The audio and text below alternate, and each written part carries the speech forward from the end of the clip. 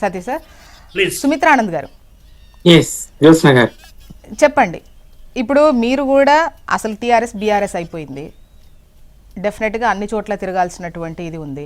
ఇంకా చెప్పాలంటే ఇప్పుడు పవన్ కళ్యాణ్ గారు ఎన్డీఏలో ఉన్నారు. సో ఆయన ఆ లెక్కలో చూసుకున్నా కూడా ఆయన తిరగచ్చు, ఎక్కడి నుండైనా పోటీ చేయొచ్చు కదా. ఎస్ జ్యోత్స్న గారు, మీకు ప్యానెల్లో ఉన్నటువంటి కాంగ్రెస్ సీనియర్ నాయకులు గౌరీ సతీష్ గారికి, జనసేన పార్టీ నాయకులు మాధవరెడ్డి గారికి, హెచ్ఎంటి ప్రేక్షకులకు నమస్తే అండి. జై తెలంగాణ.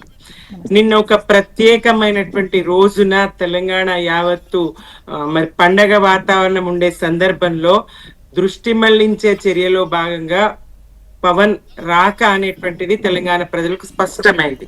కాంగ్రెస్ వైఫల్యాలనైనా, మొన్నటి మంత్రి గారి కుమారుడి పోక్సో కేసు అంశమైన ప్రజల్లో మీడియాలో చర్చలో ఉంది. ఆ చర్చ నుంచి అటు బీజేపీని కాపాడడానికి, ఇటు వైఫల్యాల నుంచి కాంగ్రెస్ ను కాపాడడానికి రెండు పార్టీలు కాదండి ఇక్కడ, అటు రేవంత్ రెడ్డి గారు, ఇటు బీజేపీ పంపినటువంటి దూతగా, బీజేపీ పంపినటువంటి ఒక ఏజెంట్ గా తెలంగాణలో అడుగుపెట్టినట్టు ఉన్నది. ఎస్, బీఆర్ఎస్ గా మేము టీఆర్ఎస్ బీఆర్ఎస్ అయింది, దేశవ్యాప్తంగా మా పోటీ ఉంటదని చెప్పినాం. పవన్ కళ్యాణ్ గారు కూడా గతంలో తెలంగాణలో 8 అసెంబ్లీ స్థానాల్లో పోటీ చేసిండ్రు, మొన్నటి మున్సిపల్ ఎన్నికల్లో పోటీ చేసిండ్రు. ఎవరమైనా అభ్యంతరం చెప్పినామా? ఎవరమైనా అభ్యంతరం వ్యక్తం చేసినామా?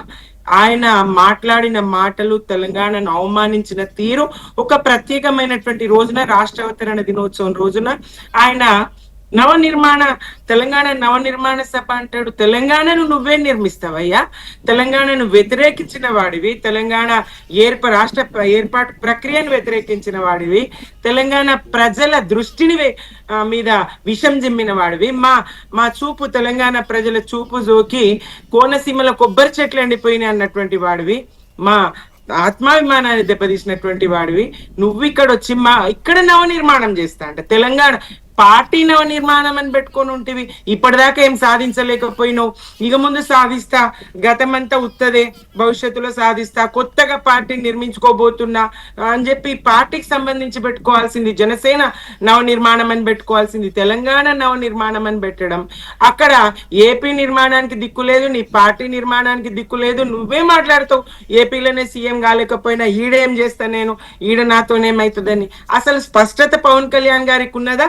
అక్కడ అమిత్ షా గారు, మోదీ గారు రాసిచ్చిన స్క్రిప్ట్ చదివిపోవడానికి వచ్చిండ్రా? అసలు మతవాదాన్ని, మళ్ళా ప్రశాంతంగా ఉన్న రాష్ట్రంలో మతవాదాన్ని ప్రోత్సహించడం ఏంది?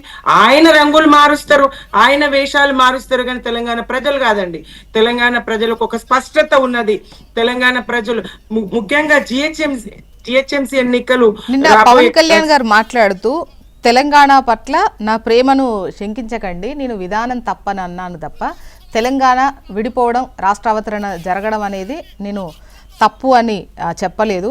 ఉద్యమం గురించే మాట్లాడినట్టయితే ఉద్యమంలో లేనటువంటి చాలామంది నాయకులు, అది మీ హయాంలో కావచ్చు, ప్రస్తుతం కావచ్చు, పదవుల్లో ఉన్నారు. సో ఆ లెక్కల్లో అంటే తెలంగాణ బిడ్డ అయ్యుంటే సరిపోతుందా? ఉద్యమంలో లేకపోయినా, లేదంటే తెలంగాణకు సంబంధించినటువంటి వ్యతిరేకమైనటువంటి ఇష్యూస్లలో ఇన్వాల్వ్ అయినా కూడా తప్పేం కాదా అనేటువంటిది అందులో ఉన్నటువంటి ఒక భావన నాకు అర్థమవుతుంది. ఆ క్వశ్చన్. టిఆర్ఎస్ ఉద్యమ పార్టీ, ఉద్యమం చేసింది, తెలంగాణ సాధించింది, ప్రజలందరినీ కూడగట్టుకొని ఒక్కడుగా బయలుదేరిన కేసీఆర్ గారు 11 రోజులు ఆమరణ నిరాహార దీక్ష చేసి ఢిల్లీ మెడల్ వంచి డిసెంబర్ 9 ప్రకటన తీసుకురాగలిగారు. తర్వాత పరిణామాలు చూసినాం. ఏది ఏమైనా 14 వరకు దీన్ని మళ్ళీ కొనసాగించి సుదీర్ఘ కాలం పోరాటం చేసి రాష్ట్ర సాధన టిఆర్ఎస్ వల్ల సాధ్యమైంది. తర్వాత రాజకీయ ప్రక్రియలో, రాష్ట్ర పరిపాలనా రంగంలోకి వచ్చేసరికి అనుభవజ్ఞులు అవసరం ఉంటది, సీనియర్లు అవసరం ఉంటది, అన్ని వర్గాలను, ప్రజలందరినీ సమీకరించుకొని పాలన చేయాల్సినటువంటి అవసరం ఉంటది. మాది ఇప్పుడు ఫక్తు రాజకీయ పార్టీ అని కేసీఆర్ గారు స్పష్టంగా చెప్పారు. 100% ఉద్యమకారులతో నిర్మాణం జరగదు. 119 స్థానాలు ఉంటాయి, మరి అక్కడ లక్షల్లో ఉద్యమకారులం ఉన్నాం, ముఖ్యులైన కనీసం వేలల్లో ఉన్నాం. అందరికీ మరి ఉద్యమకారులందరూ నా ఉద్దేశం, నేను రాజకీయంగా ఏదో సాధించాలని కాదు, నాలాంటి వాళ్ళు చాలా మంది ఉంటారు, ఎమ్మెల్యేలో ఎంపీలో కావాలని కాదు ఉద్యమం చేసింది, తెలంగాణ రాష్ట్రం కావాలని. ఎస్, తెలంగాణ సిద్ధించింది, దానికి ఒక సుపరిపాలన కావాలి, దాన్ని నిర్మాణం జరగాలి. 60 ఏళ్ల విధ్వంసము, గోస, వెనుకకు నెట్టిన పరిస్థితులు, వివక్షతో అడుగు ముట్టించిన తీరు, ఇవన్నీ పోవాలి. మరి అభివృద్ధి జరగాలి, నిర్మాణం జరగాలి.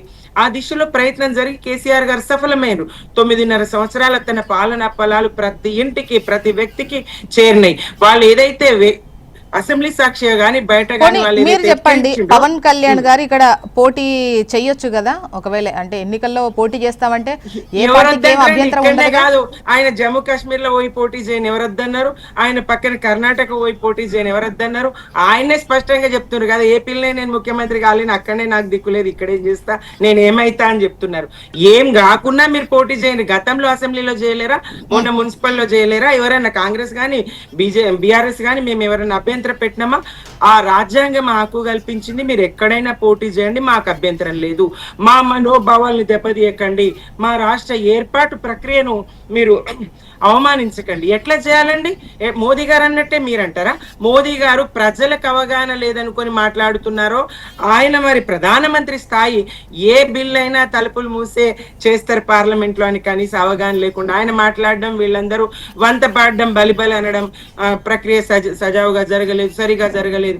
9లో మీరు అడ్డుకొని, బాబు బృందం అడ్డుకొని కపట రాజీనామాల డ్రామా మొదలు పెట్టి మరి వీళ్ళు అడ్డుకున్నటువంటి తర్వాత ఎన్ని బలిదానాలు జరిగినాయి తెలంగాణలో. ఇందాక గౌరీ సతీష్ గారు అంటారు శంకరమ్మ తల్లిని ఓడగొట్టింది. అయ్యా, శంకరమ్మ ఏది శ్రీకాంతాచారి తల్లి శంకరమ్మ గారి మీద మీరు పోటీ ఎందుకు పెట్టారు? ఆమె తొలి అమరుడు శ్రీకాంతాచారిని గౌరవించాల్సిన బాధ్యత మీ మీద లేకుండానా?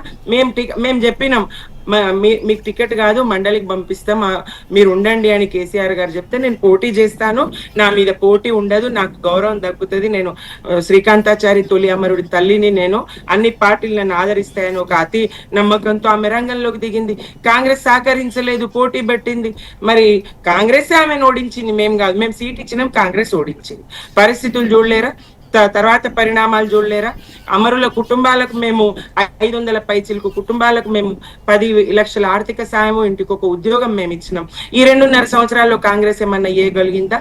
సరే, కాంగ్రెస్ అంశం పక్కన పెట్టినా ఇక్కడ పాపం మహేష్ కుమార్ గౌడ్ గారు, ఆయన వెనుకెవరో ఉన్నారంటారు. వెనుక రేవంత్ రెడ్డి గారే ఉన్నారన్న మహేష్ కుమార్ గౌడ్ గారికి నేను చెప్తా ఉన్నా, రేవంత్ రెడ్డి గారే వెనుక ఉన్నారు, మోదీ గారు వెనుక ఉన్నారు. మోదీ గారి బాణం, అమిత్ షా గారు విడిచినటువంటి బాణంగా పవన్ కళ్యాణ్ గారు ఇక్కడికి వచ్చారు. చెగువేరా ముసుగేసుకొని మొదలు వస్తారు. తర్వాత అంటే సుమిత్ర గారు మీరు ఏమంటున్నారు? రేవంత్ రెడ్డి గారు అండ్ మోడీ గారు, పవన్ గారు వీళ్ళందరూ ఒకటి, అంటే కాంగ్రెస్ తో సంబంధం లేకుండా? సంబంధం లేదండి, కాంగ్రెస్ తో సంబంధం లేదు. గతంలో మా సభలకు కూడా అనుమతి ఇవ్వలేదు, మేము కూడా కోర్టు నుంచి తెచ్చుకున్నాం. సభకు అనుమతి ఇవ్వడం ఇవ్వకపోవడం అనేది శాంతి భద్రతలు ఇతరాతర సమస్యల్ని ప్రభుత్వం అంచనా వేసిన తీరో, పోలీస్ శాఖ అంచనా వేసిన తీరో ఏదో అయ్యి ఉండవచ్చు. నిన్నటి ప్రత్యేకమైనటువంటి రోజున ఆయన రెచ్చగొట్టే తీరు శీర్షికనే మాధవరెడ్డి గారు వర్షం తీసుకున్న తర్వాత మళ్ళీ మీ వాయిస్ తీసుకుంటా సుమిత్ర గారు.